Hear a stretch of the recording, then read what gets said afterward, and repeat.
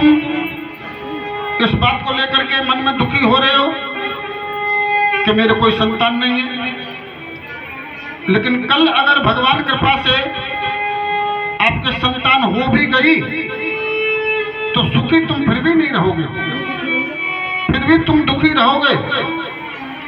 इसलिए संतान के चक्कर में मत पड़ो। नहीं माने, जब नहीं माने तो संत को दया आई।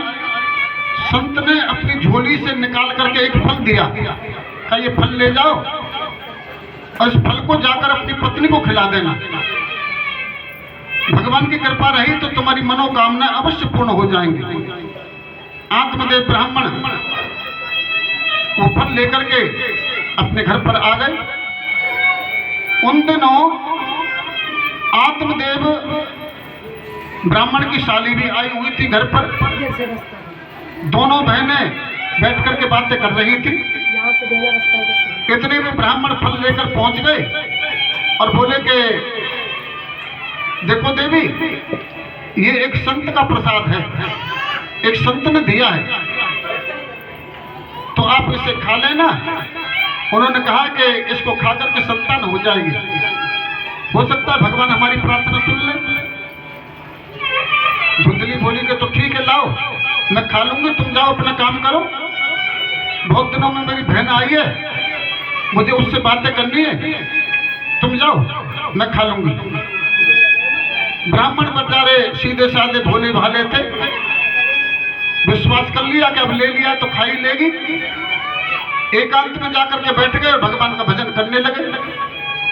उनके चले जाने के बाद धुंधली ने अपनी बहन से कहा कि देखो बहन, हमारे पति ऐसे सीधे हैं, ऐसे भोले हैं, इन्हें कोई जैसे बहका देता वैसे बहक जाते, कोई जैसे कह देता वैसे करने लग जाते।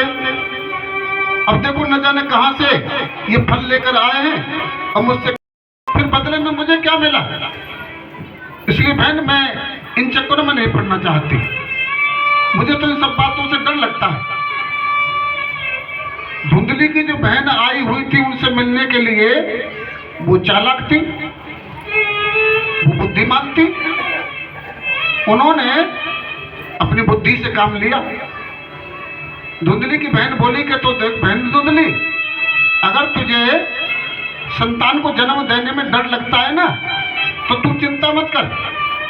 देख इस समय मैं भगवान कृपा से गर्भ से हूं और मैं तुझे वचन देती हूं, मैं अपने होने वाली संतान मैं तुझे दे दूंगी। तू मेरे पति को बदले में कुछ थोड़ा सा धन दे देना। क्या कहा कि तू मेरे पति को बदले में थोड़ा कुछ धन दे देना और संतान अपनी मैं तुझे दे दूंगी।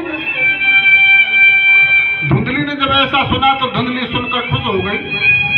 धुंधली बोली कि बहन तेरा भगवान भला करे, तूने मुझे सब मुसीबतों से छुटकारा दिलवा दिया। अब तू धन की चिंता मत कर, जो तू मांगेगी मैं तुझे धन दे दूंगी।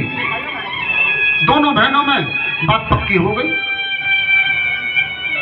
अब धुंधली बोली कि बहन संतान का तो समाधान हो गया, किंतु तेरे जीजाजी जो फल देकर गए थे, अब इस फल का क्या करूं? धुंधली की बहन बोली कि ऐसा कर बहन धुंधली, इस फल को अपनी गौ माता को खिला दे।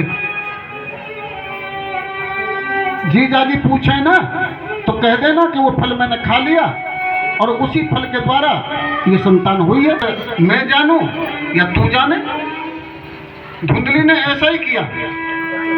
अब तो वो फल खुद न खा करके अपनी गौ माता को खिला दिया। अब वो तो संत का दिया हुआ प्रसाद था, भला मिथ्या कैसे हो जाता।